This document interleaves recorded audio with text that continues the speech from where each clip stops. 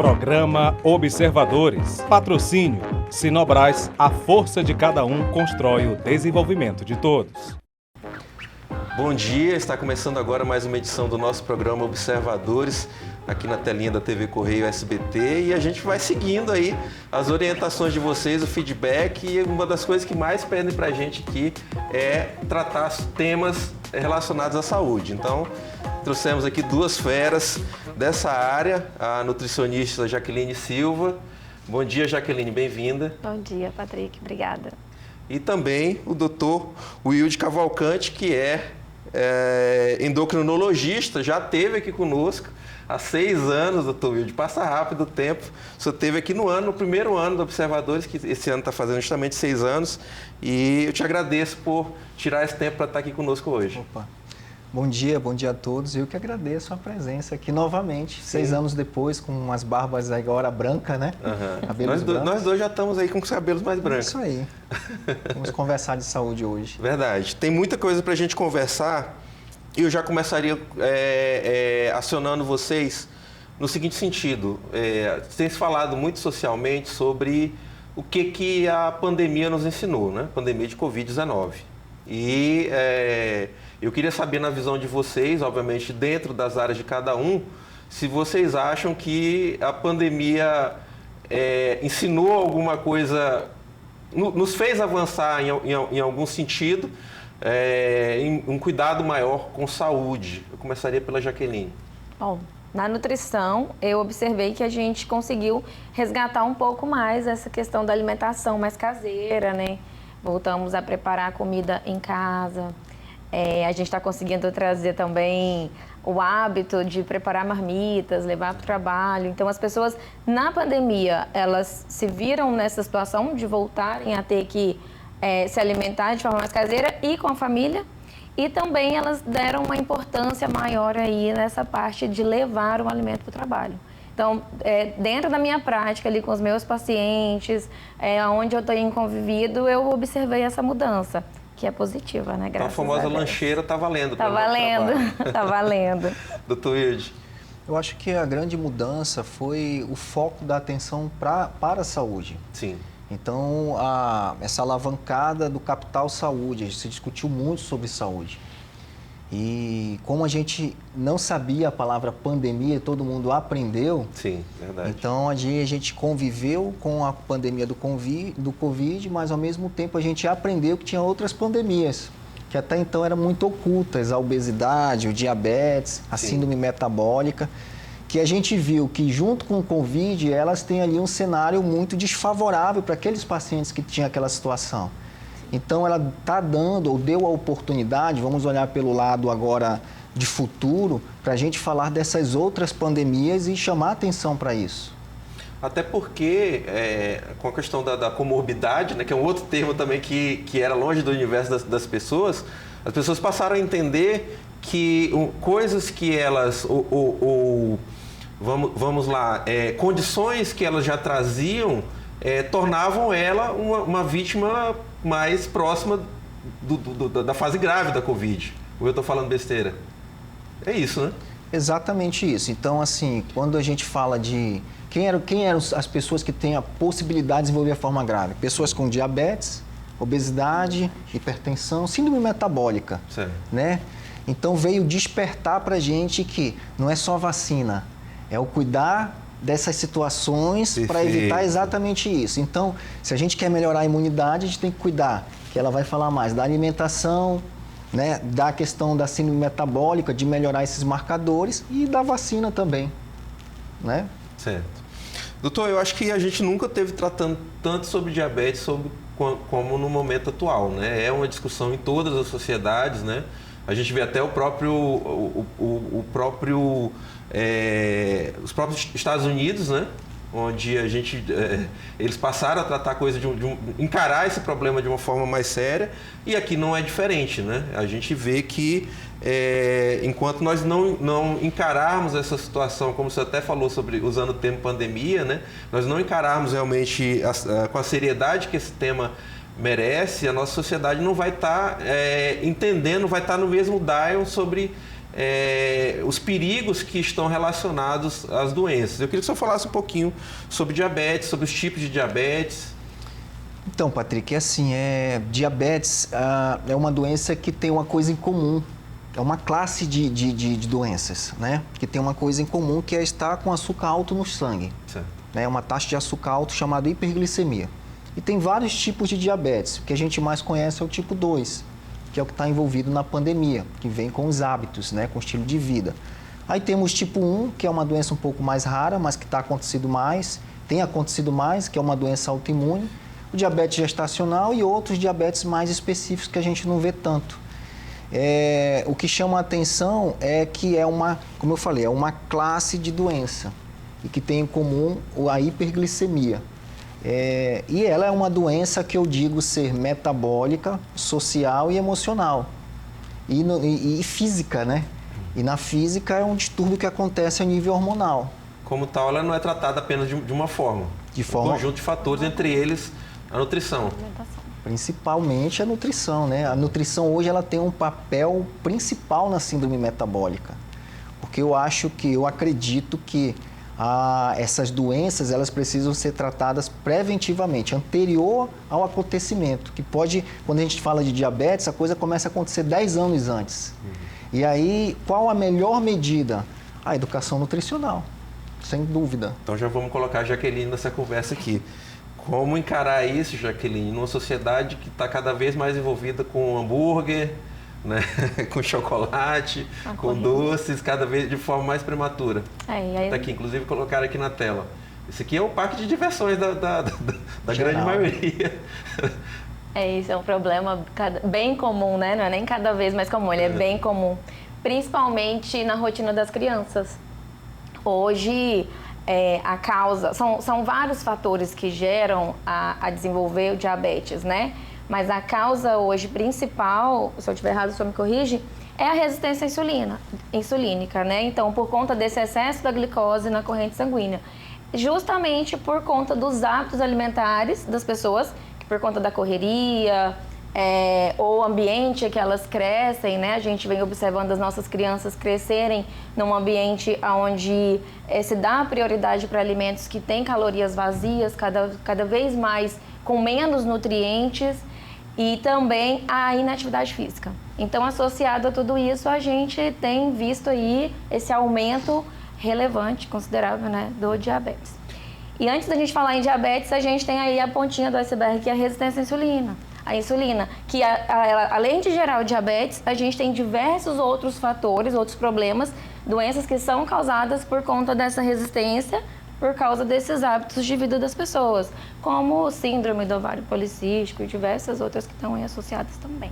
Certo. Eu lembro bem, me marcou muito ela ter falado na primeira participação, a questão de levar, né, a sua marmita de casa, a sua comida de casa, né, manuseada da sua forma, da forma mais politicamente correta. E eu lembro bem que eu era criança, meus pais comerciantes, e as pessoas levavam de casa realmente a sua marmita. Um dos itens mais vendidos por aí era a marmita.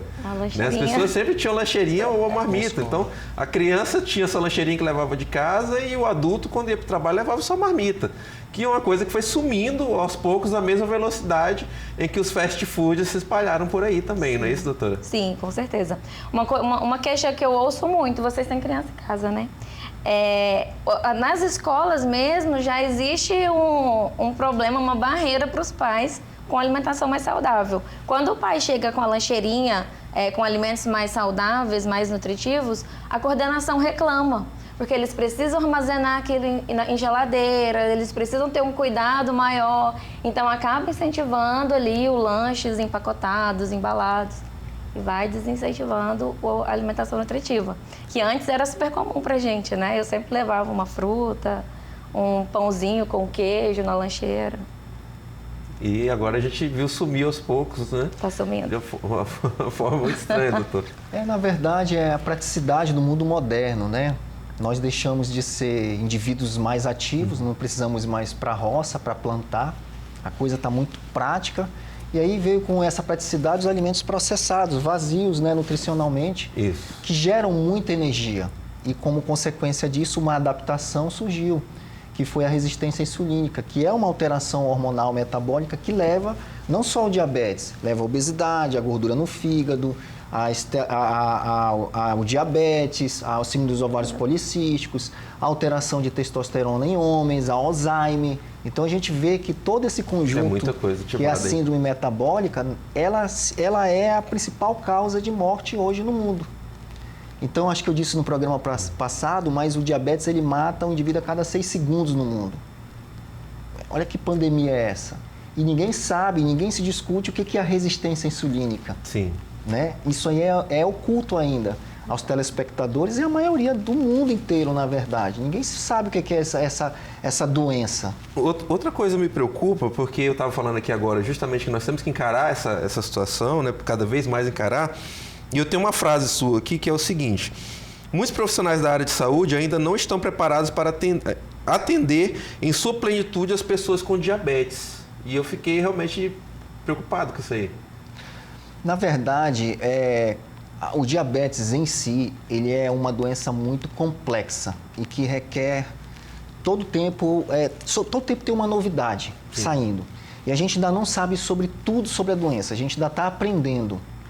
E para se tornar um profissional de saúde, digamos, minimamente efetivo e competente nessa área, você tem que vivenciar aquilo ali e acompanhar pacientes.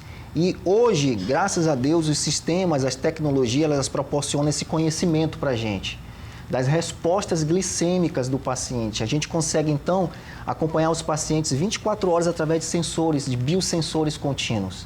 Guarda essa conversa da tecnologia, que está aqui na minha listinha, nós vamos conversar sobre ela lá no terceiro bloco. Eu queria falar sobre saúde do intestino. Eu queria que ambos falassem sobre isso, né? Como cuidar da saúde do intestino. Vocês começamos pela Jaque? A Jaque. Vamos começar pela nutrição. A gente escuta muito falar sobre o intestino ser o segundo cérebro, né? Existem alguns estudos que já estão associando a ser o primeiro. Porque é a partir do intestino que a gente evita ou favorece o aparecimento de doenças. Então, ali nosso intestino, por exemplo, usando essa alimentação que é rica em alimentos, rica em calorias vazias, né? São os alimentos altamente calóricos e sem nutrientes, eles favorecem uma inflamação a nível intestinal que vai favorecendo ali vai tampando a barreira do intestino, criando necroses, né? Vai criando uma dificuldade para o intestino absorver água, absorver nutriente. Então, a gente tem, a partir daí, a própria resistência à insulina está associada à saúde intestinal e também o aumento de hormônios como o cortisol, que é necessário, né, ele de forma regulada, mas quando ele está aumentado e isso de forma crônica, ele também vai favorecendo o aparecimento de doenças. O próprio diabetes. A gente também hoje tem uma coisa muito comum, que é a falta de massa, a ausência de massa muscular esquelética no organismo das pessoas em níveis ideais. Então, isso também favorece o aparecimento de doenças e está muito associado à saúde intestinal. Então, o sono e o intestino estão muito ligados, né? A saúde do intestino depende muito de como que é a qualidade do sono das pessoas hoje em dia. Que, convenhamos, é cada dia pior. Cada dia pior. Então, as pessoas dormem cada vez menos. Sim. E o tempo que elas dormem não tem qualidade. E aí a gente tem diversos hormônios que estão associados aí, eles são regulados durante o sono, como a própria leptina, que é um hormônio produzido para controlar o apetite das pessoas. Então, está associado a fatores como o aumento do peso corporal, né?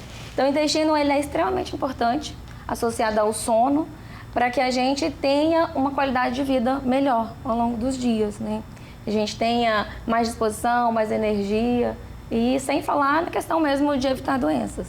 Para a gente passar um dia com mais qualidade, viver melhor. Então, aproveitar que você citou em hormônios, doutor Wilde, também sobre a saúde do intestino. Então, o intestino ele é um órgão importantíssimo. Ele é um órgão que não é só um órgão digestivo, ele é um órgão neuroendócrino e imunológico, então ele tem essa função endócrina, tem a função imunológica, tem a função digestiva, tem a função neurológica e ele se comunica com o corpo inteiro. E ele é o órgão que interpreta o que você coloca para dentro através da alimentação.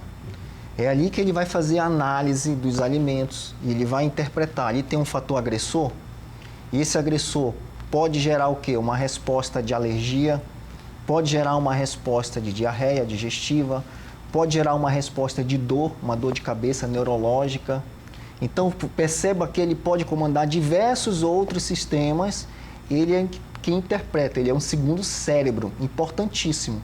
E a gente tem tratado ele muito mal. Bem mal. Colocando o quê? Substâncias agressivas que entram através da alimentação. A gente está acostumado a ler as bulas dos remédios para saber se vai ter efeito colateral. Sim. Mas ninguém lê a bula de alimentos para saber o que ele vai mandar para o intestino de mensagem e o que o intestino vai disparar. Doença ou saúde? E a gente pode utilizar os alimentos para gerar doença e saúde. Então, às vezes, a cura, na maioria das vezes, ela pode vir através da alimentação. Então, nunca foi tão necessário ler o que nós temos lá na composição dos produtos? Extremamente necessário. E assim, o que a gente vê hoje é uma falta de consciência de que isso é para a vida. Então, a educação nutricional, ela deveria estar nas escolas como disciplina obrigatória. Sim, concordo. Então tá aí a dica importantíssima, fala do Dr. Wilde sobre, até nós temos isso como disciplina já nas escolas, é verdade, né? Tem muita coisa nesse sentido que a gente aprende. Eu aprendia sobre higiene na escola, por que não aprender sobre educação alimentar, né? Então tá aí um grande alerta feito pelo Dr. Wilde, também pela Jaqueline. A gente vai para um rápido intervalo, continue conosco, eu tenho certeza que vocês de casa estão gostando desse bate-papo. A gente ainda tem mais 2 blocos e voltamos em seguida aqui na telinha da TV Correio SBT.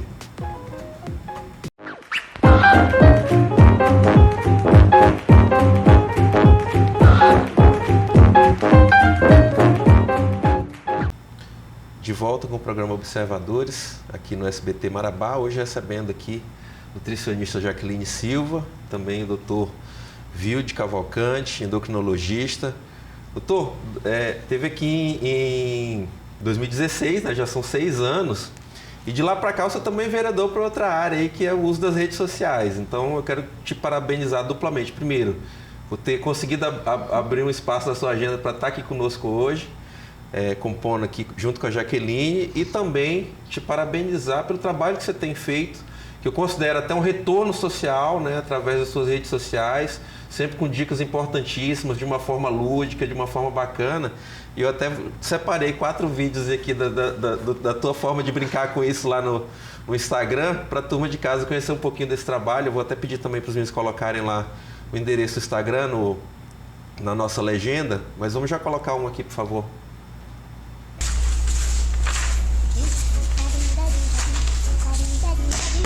Olha só, olhando os seus exames, de acordo com o seu caso clínico, a doença é grave. Doutor, eu vou morrer? Calma. Olha só, se você fizer exercício físico e uma alimentação saudável, você vai alcançar a reversão. Ah, então eu vou morrer mesmo. É bem isso. A gente está rindo aqui, porque com certeza o cidadão que já entra em pânico, né? Antes de se concentrar que existe um caminho a ser seguido, já entra em pânico, deve existir muito nos 2 trabalhos, no teu, Jaqueline, e também no Dr. Wilde. Então, esse vídeo aí, Patrick, ele é para ilustrar que as pessoas, às vezes, muito mais procuram os caminhos fáceis, os medicamentos, que se faz sensato em alguns momentos, né? Então, imagina você dizer assim, ó, você tem 2 caminhos. O caminho de chegar ao ponto de controlar o seu diabetes sem precisar de medicamento, ou o ponto de você começar a optar por medicamentos. Ele diz assim, não, doutor, vê o do remédio que eu quero continuar comendo errado. Sim. Né? Então, tem essa opção, livre-arbítrio. Agora, o mais sensato seria nós procurarmos a raiz do problema. E uma delas é a questão nutricional, né? No teu caso, Jaqueline, eu acho que acontece muito o cidadão que começa a botar desculpa em tudo, né? Ah, hoje não vai dar para seguir a dieta porque aconteceu não sei o quê, não consegui ir em casa. Ou liga que, não, vamos começar esse negócio na segunda-feira. Os eventos sociais, que são muitos. Geralmente as pessoas falam, não vou fazer dieta porque eu não vou passar fome. Aí elas saem do consultório com uma lista de alimentos, refeições completas, né? Porque ao contrário, você faz comer melhor. Aí passa uma semana, eu não estou aguentando comer. Mas as escapadas por conta de eventos sociais, as saídas noturnas e o álcool é o que mais dificulta. Certo. O álcool é um problema grave. Doutor Wilde, o que determina que a pessoa tem um metabolismo mais rápido que a outra? Existe muito essa questão do metabolismo lento, metabolismo acelerado, uma conversa né? longa na rua, isso aí. Isso aí. Na verdade, é assim, existem pessoas que têm tendência a mais ganho de peso e pessoas que não têm. Mas hoje, o que a gente vê como normal, o comum, é mais de 50% da população acima do peso. Sim. Comum, porém, não é normal do ponto de vista fisiológico, do corpo, né? Então, por exemplo, a minha esposa, ela tem uma tendência a ser magra, ela come e não engorda, é a magra de ruim, que a gente fala, né? É um privilégio hoje isso, mas isso está acabando, a gente está vendo que nas gerações que está se passando... Não existe mais esse isso perfil de pessoa quase. vai começando a diminuir. Uhum. E por mais que você tenha sido magro no período da nossa, por exemplo, adolescência, tem uma hora que a virada de chave acontece. Sim. Que é quando a resistência ou a inflamação vai acontecendo e você vira, então, um indivíduo ganhador de gordura, poupador. Então, nem todo magro hoje vai ser magro para sempre. Ele tem uma certa proteção genética, às vezes, da tendência de ser magro, mas o meio pode modular ele para se tornar um indivíduo obeso no futuro. Então, essa questão do metabolismo lento, o metabolismo ele pode ser interpretado de várias maneiras. Tem vários hormônios que interferem no metabolismo, mas nem todo mundo tem um metabolismo alterado. É simplesmente por questão de balanço energético positivo, ganhando gordura, o fato de estarmos sentados o dia inteiro, a mudança do meio, do social, que todo mundo só confraterniza comendo um pouco mais, né? E o universo é obesogênico hoje. Também vê assim, doutora Jaque? Sim, essa questão do metabolismo lento é uma série de fatores, né? A gente tem a questão da massa muscular esquelética, que eu mencionei agora há pouco, que as pessoas, pela falta de atividade física ou pela aversão à musculação, né, elas estão perdendo músculo. Essa inflamação crônica, esse estresse crônico vai degradando também essa massa muscular esquelética. E essa ausência de músculo vai favorecendo o aumento da gordura corporal e fazendo com que essa queima de gordura se torne mais lenta. E aí as pessoas elas associam isso ao metabolismo lento.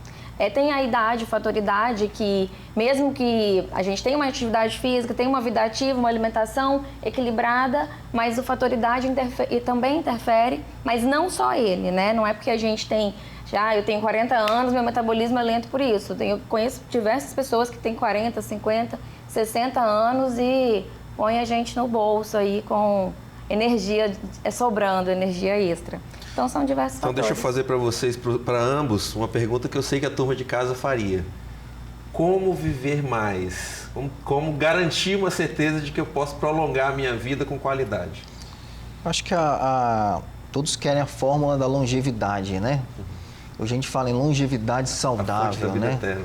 A fonte da vida eterna. É fato que a medicina avançou a tal ponto onde a gente consegue ter mais autonomia na terceira idade. Então, a gente se depara hoje com indivíduos de 80 anos ativos, né, por exemplo, tá? Mas isso foi construído. Em alguma maneira, no passado, isso foi construído por escolhas, às vezes genética, mas é geralmente o ambiente. Então, como construir isso? Eu digo, como você construir a sua poupança de saúde no futuro? A gente se preocupa com todas as poupanças financeiras, né, de conhecimento, mas é de saúde. Você vai construir. Então, se você quer ter uma longevidade, envelhecer bem, todos vamos envelhecer, mas envelhecer bem com saúde, você tem que poupar, você tem que construir isso. E aí tem os professores, né, que ensinam.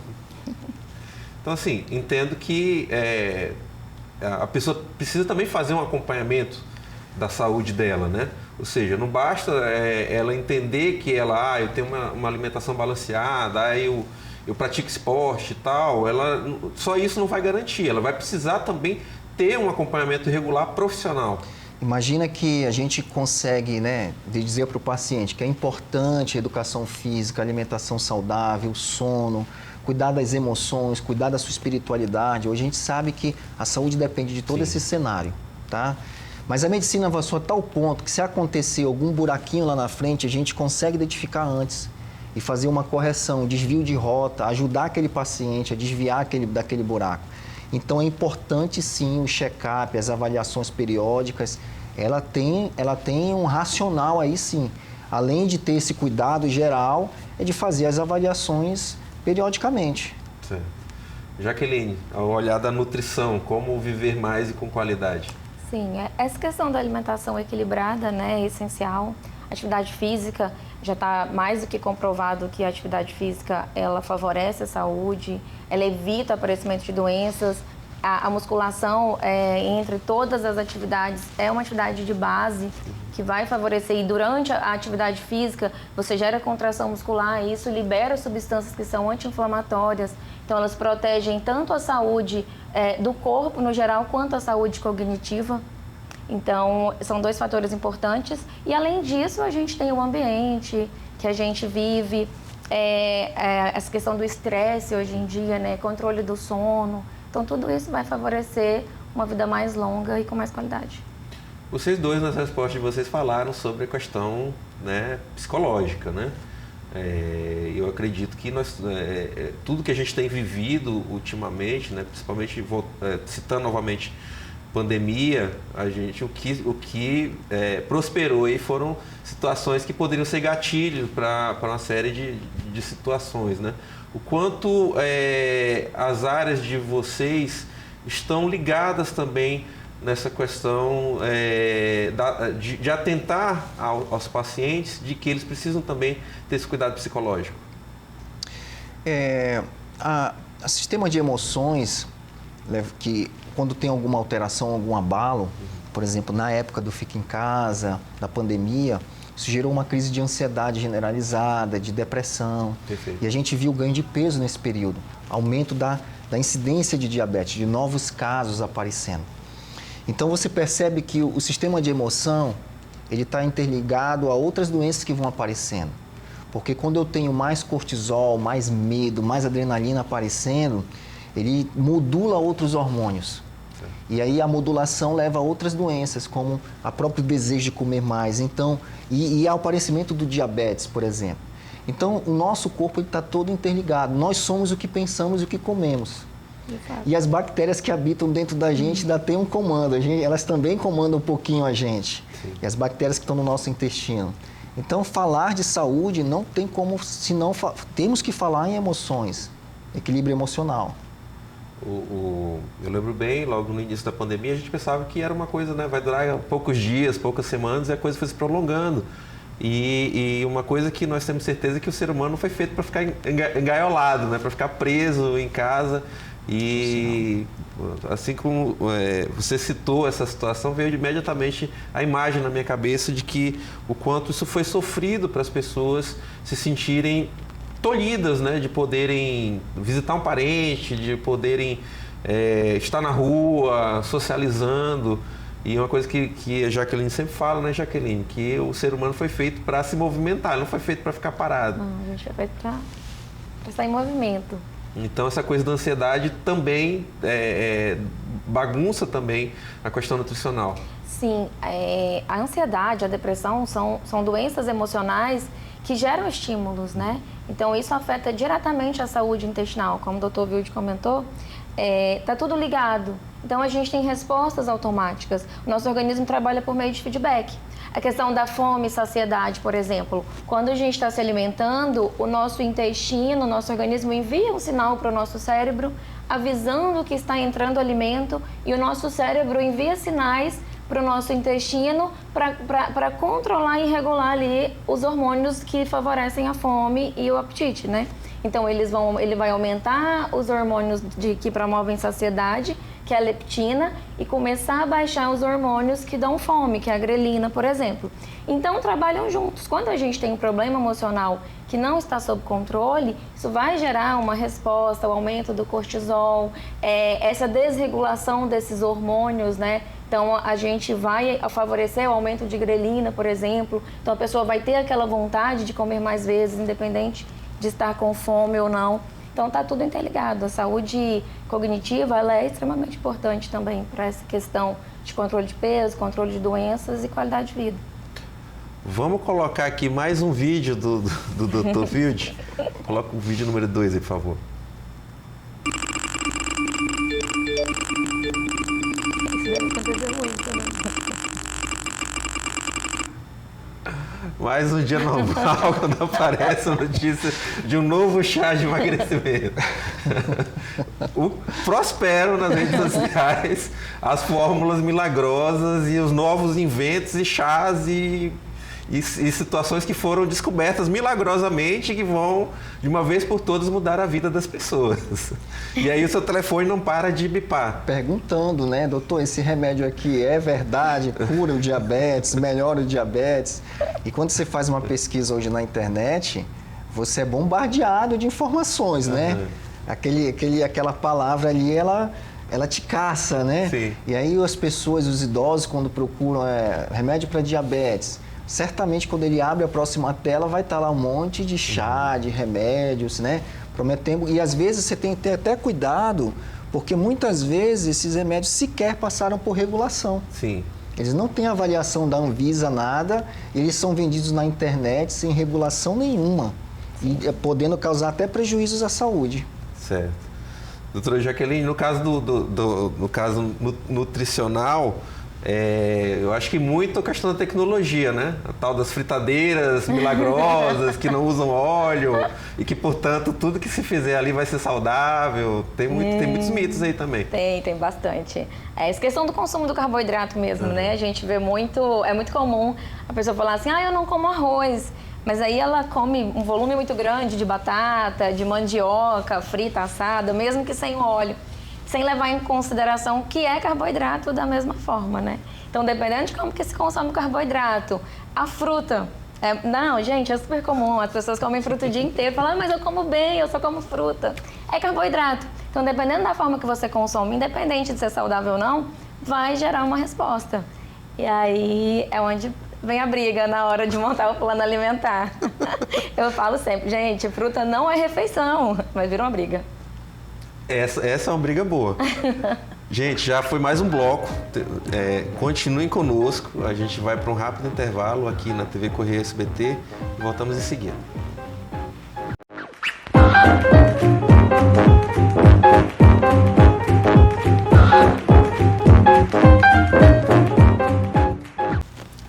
De volta com o programa Observadores, aqui na telinha da TV Correio SBT. Hoje recebendo aqui a nutricionista Jaqueline Silva e também o médico Dr. Vilde Cavalcante, que sempre nos atende muito bem, está aqui mais uma vez. E eu quero destacar a presença aqui nos bastidores da esposa dele, a Paula Pavarina, ela que é advogada. Então, obrigado, Paula, por estar nos acompanhando hoje aqui nos bastidores. A turma ali a turma aqui da TV está gostando aqui do nosso bate-papo. Estão me dando um feedback aqui de que o papo está rendendo bem. E a gente vai partir para o outro lado agora, que é a questão da tecnologia, né? A tecnologia tem avançado em todas as áreas e hoje existe muita coisa aliada à sua área, que é endócrino. E então nós queremos saber também tudo aqui. A história do tal do chip... e uma série de outras tecnologias aí que eu não sei se chegaram para ser tão aliadas assim e se realmente elas, o nível de avanço que elas constituem, doutor. Tem dois chips, né? Uhum. Tem a tecnologia em diabetes, que é uma tecnologia de monitorização de glicemia, que nós conseguimos então avaliar como é que está a taxa de açúcar do sangue durante 24 horas por vários dias, através de sensores. E tem algum... Então, implante também? É como se fosse. Ele é mais como se fosse um adesivo que fica na pele. Perfeito. Vai chegar um implante daqui a algum tempo no Brasil, da empresa Roche, chamado Eversense, que vai ficar 6 meses como um implante na pele. Certo. Esse dura 14 dias e tem que ser trocado a cada 14 dias, o que nós temos no Brasil. E eles são capazes de ler a taxa de açúcar no sangue. E o que é bacana disso é que você consegue também ver a resposta glicêmica do alimento, e ele também, com esse dispositivo, ele consegue se policiar mais, se educar mais, porque ele consegue ver que uma tapioca, por exemplo, para quem tem diabetes, ele consegue perceber e ver e tangibilizar essa resposta. Então ele sai do 80 e vai a 240. E ele começa todo o tempo a ver na tela do celular e se espanta. E por esse conhecimento que é adquirido, você começa... Até porque a doença é silenciosa, né? A doença é silenciosa. Você começa a modular o comportamento desse paciente. Então ela veio para agregar. Outras tecnologias em diabetes, nós temos as bombas de insulinas, as canetas aplicadoras mais modernas, tem muita coisa vindo aí. E vai chegar mais coisas, né? O pâncreas artificial, Pâncreas artificial. o pâncreas artificial já é quase uma realidade. Na verdade, ele é uma bomba de insulina que tem um leitor de glicose, um sensor, e que tem uma inteligência que comunica o sensor à bomba de insulina. Então, ele faz um cálculo de glicemia e compensa com a insulina. Liga e desliga a bomba. Já existe. Já é uma realidade. Assustado. Essa aí me assustou bastante. Logicamente, o susto positivo, né? Por exemplo, eu estou aqui hoje, meu celular que está ali com a minha esposa, ele está lendo fazendo leitura dos meus pacientes. Certo. Tem um paciente específico que eu coloquei um alarme. Na hora que a glicemia dele começar a subir, ele desperta para mim. Na hora que começar a baixar, a hipoglicemia ele também desperta. Com isso a gente consegue avisá-lo, ou ele está lá, se ele já for ativo, ele já corrigiu a glicemia dele. O outro implante que tu falaste, o chip, são os implantes hormonais. É uma outra conversa, é uma coisa da moda aí, que faz sentido para alguns pacientes, mas não é para todos os pacientes, né? Como a gente vê que tem essa moda hoje dos implantes hormonais. É uma outra situação. Certo. Mas já existe para cá também? Já existe há algum tempo. Certo. Tá aí. Jaqueline, na área de nutrição também, né? Hoje as balanças estão hipermodernas, já dão, né, uma radiografia completa da pessoa. A gente tem balanças aí que ajudam bastante, né? A gente tem a bioimpedância, que tem uma tecnologia interessante, faz a leitura ali aproximada da realidade do paciente, né? Porque a bioimpedância, ela depende muito de alguns fatores. Sono, por exemplo. Se a pessoa tiver tido uma noite ruim, uma noite em claro, vai interferir no resultado da bioimpedância, mas elas dão uma noção de como que está a composição corporal. Mostra água, retenção líquida, algumas mostram gordura visceral, como que está mais tudo sobre a vida da pessoa. Conta tudo, ajuda bastante. Vocês estavam falando aí no bloco anterior, sobre a questão da gente ler mais sobre o que nós estamos consumindo, né? E até algum tempo a dúvida era diet light, né? Termos que até tem sumido dos supermercados, né? A gente está encontrando mais os produtos que se dizem zero açúcar, né? Eu queria que você falasse também sobre isso. O diet, ele representa um grupo de alimentos que tem exclusão de determinado ingrediente. O açúcar, por exemplo. O light é a redução desse ingrediente, seja o açúcar, sal, gorduras, né? Hoje a gente vê muito zero açúcar, zero lactose, as embalagens estão se apresentando mais assim.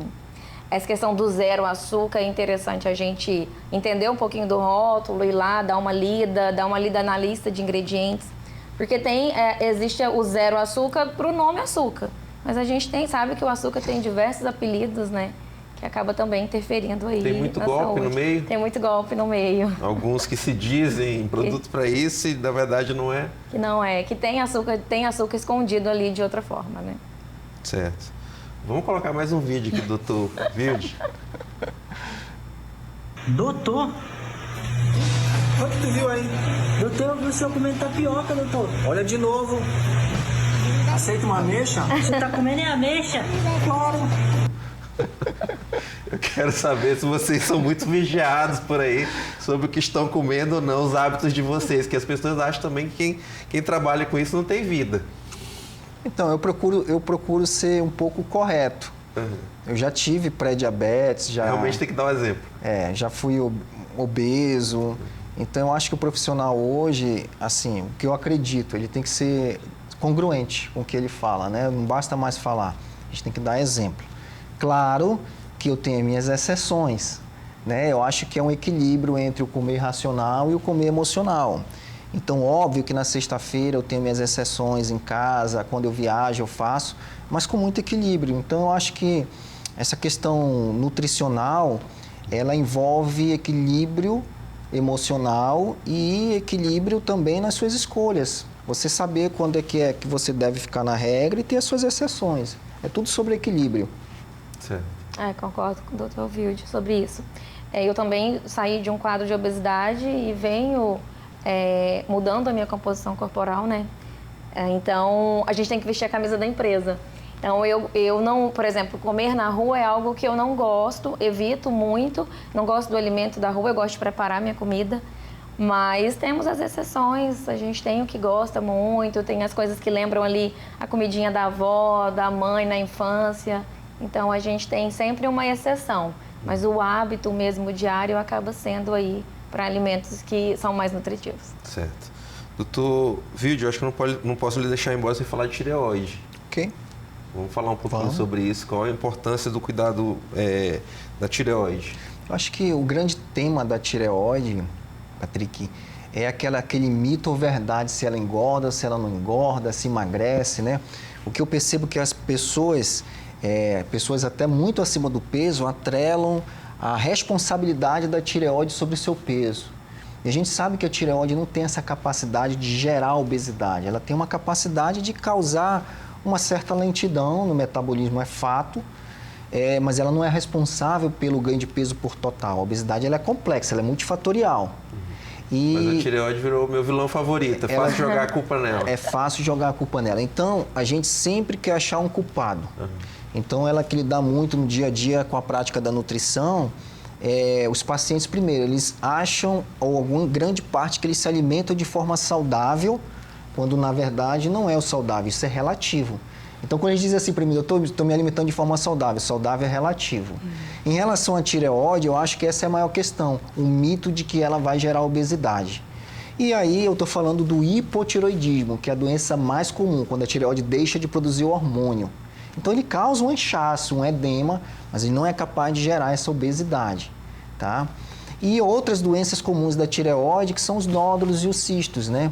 Que merecem investigação com ultrassom para saber se aquele nódulo se trata de uma lesão benigna ou se é uma suspeita para malignidade, certo. Que aí deve ser cirurgia, né? Certo. Vamos jogar mais uma imagem aqui. Aqui tá ainda naquela... Está no mesmo padrão daquela primeira imagem, né, Jaqueline? Que é do parque de diversões da turma. Mas vamos jogar aqui a outra. Aqui.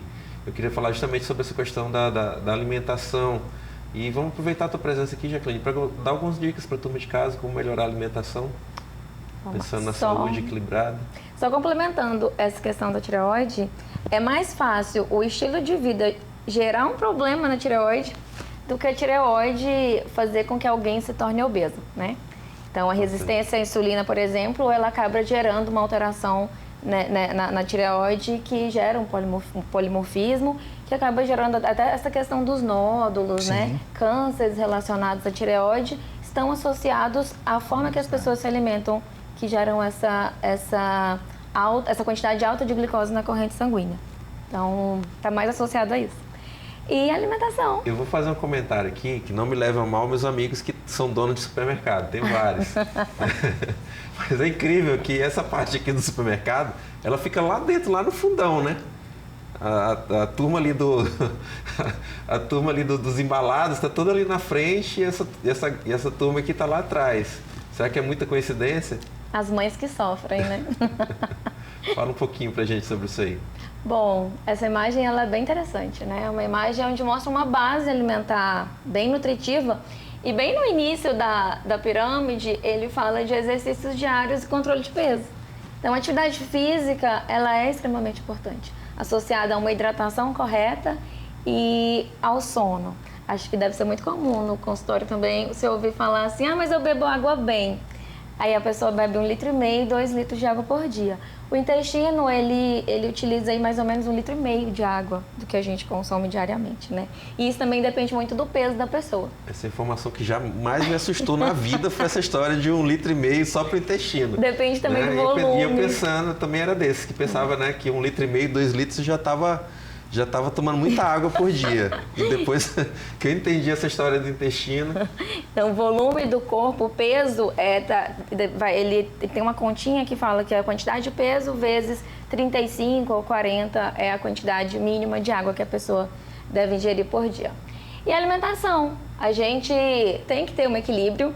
Não é porque a gente come fruta bem ou come carboidratos de origem natural, né, mais íntegros possível, que isso quer dizer que é uma alimentação equilibrada, a gente tem que ter um controle no consumo de carboidrato, proteínas, nem mais e nem menos. A função do carboidrato na nossa vida como principal é gerar energia e a proteína exerce uma função aí em diversas outras áreas vitais. Hormônio, controle do sono, controle da imunidade, saúde intestinal. Então, assim, a proteína é base também para tudo. Então, o equilíbrio desses alimentos, as gorduras de fontes vegetais, né? As gorduras naturais elas são anti-inflamatórias, então é importante a ingestão desses alimentos diariamente. Eu costumo falar que a gente tem no grupo dos alimentos os macronutrientes, que são as fibras, as gorduras, as proteínas e os carboidratos. E eles foram feitos para serem consumidos juntos. Então não existe isso de comer só ovo ou comer só fruta. A gente come e faz uma refeição completa e isso sim é uma alimentação equilibrada. A quantidade vai depender aí da composição da pessoa, né? Vamos jogar bem aqui mais uma imagem? Vamos ver se esse aqui está politicamente correto. Está politicamente correto. Tem a história do colorido também, né? Eu adoro esse prato, essa foto, porque ela representa bem ali o que a gente deveria fazer no nosso dia a dia, né? Deveria dar prioridade para os alimentos nutritivos e fracionar o carboidrato e a proteína numa quantidade parecida. Agora, o quanto você vai comer depende muito da composição, do gasto energético diário dessa pessoa, se ela é atleta, se ela é sedentária, se ela tem alguma doença, alguma coisa. Então, como que vai ser distribuído depende. Mas essa é uma base bem legal para quem não segue dieta, é uma referência boa. Certo. Eu tenho mais um vídeo aí, né, do Dr. Wilde. Como eu já joguei 3 aqui que são mais lúdicos, mais brincadeira, a gente vai jogar um outro que ele faz um alerta muito importante. E eu faço questão de colocar esse vídeo também para que as pessoas entendam que, através das redes sociais, o Dr. Wilde também tem prestado um serviço de utilidade pública muito importante para a nossa comunidade. Vamos falar de cura em diabetes?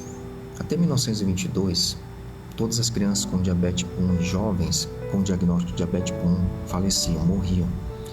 De 1922 para cá, um milagre aconteceu, a descoberta do hormônio chamado insulina e a possibilidade de aplicar nele no humano. Então passaram a ter maior expectativa de vida e qualidade de vida. Com o avanço tecnológico, com a bomba de insulina, com os sensores contínuos, com canetas de insulina, a comodidade passou a ser maior e a qualidade de vida também. Porém, o paciente com diabetes tipo 1 não pode ainda falar em cura nem em remissão, mas essa oportunidade o diabetes tipo 2 tem. A oportunidade da remissão e a oportunidade da reversão. Assim como o diabetes tipo 1 que conta com o milagre da insulina, mas que para ser efetivo nesse indivíduo, para promover essa qualidade de vida e não gerar complicações, ele precisa ter ações saudáveis. O diabetes tipo 2, ele tem essa oportunidade de alcançar a reversão e a remissão, mas muitos não têm essa ação. Precisam aprender um pouquinho com as pacientes com as pessoas que têm diabetes tipo 1. Então, você que tem diabetes tipo 2, você tem um milagre que está dentro de você, que é seu hormônio insulina, seu pâncreas funcionando muito bem. Você precisa ativá-lo ele novamente. E para ativar ele novamente, você precisa ajustar 6 pilares. E quando você conseguir fazer isso, você vai atingir a remissão. Um abraço. Tá aí. Essa é uma mensagem muito importante e tem várias desse tipo lá no seu trabalho, nas redes sociais também. A gente está encerrando o nosso programa de hoje. Eu quero agradecer novamente, Dr. Wilde, por ter conseguido manejar os seus compromissos para estar aqui hoje, em respeito aos ao nosso público da TV Correio SBT, em estar aqui prestando a eles informações de interesse geral. E como marabaense, quero lhe parabenizar também por esses últimos anos, esse engajamento social que o senhor tem tido, né? Não é apenas o seu trabalho profissional, mas também a sua postura como cidadão, que é muito importante, dando um retorno muito grande para a nossa comunidade. Parabéns e obrigado por estar aqui. Eu agradeço, Patrick. Quem sabe daqui a uns anos eu estou aqui novamente. Sim. Barba branca. Vamos abusar mais, né? Até porque ainda ficou uma lista aqui de 100 perguntas. Vamos deixar para outra etapa, né? Eu agradeço. Obrigado mais uma vez, e a Paula também por estar aqui conosco. Jaqueline também, muito obrigado, parabéns pelo teu trabalho. Você que também é ligada à nutrição esportiva, que é uma área maravilhosa também, tem atletas profissionais que você acompanha. Eu acompanho também muito de perto esse teu trabalho e te parabenizo pela dedicação a uma profissão que é tão importante também e vai continuar cada dia mais importante na nossa sociedade diante de tudo que vocês falaram. Obrigada, Patrick. Obrigada pelo convite. Espero voltar também, né? Porque assunto não falta. Sim, é verdade. Obrigada mesmo. Estou retornando para Marabá, né? Depois de 13 anos fora. Moro em Goiânia atualmente, mas acredito que o próximo ano já vou estar com residência fixa em Marabá. É isso, é o que todos queremos. Então é isso. Um ótimo domingo a todos, obrigado. Espero que vocês tenham curtido ao máximo. Lembrando que os nossos programas anteriores ficam à disposição no nosso YouTube, só digitar lá Observadores Marabá, que vocês têm todos os nossos programas à disposição e esse também estará a partir da terça-feira. Um ótimo domingo a todos, um bom restante de final de semana. Até semana que vem, aqui na telinha da TV Correio SBT.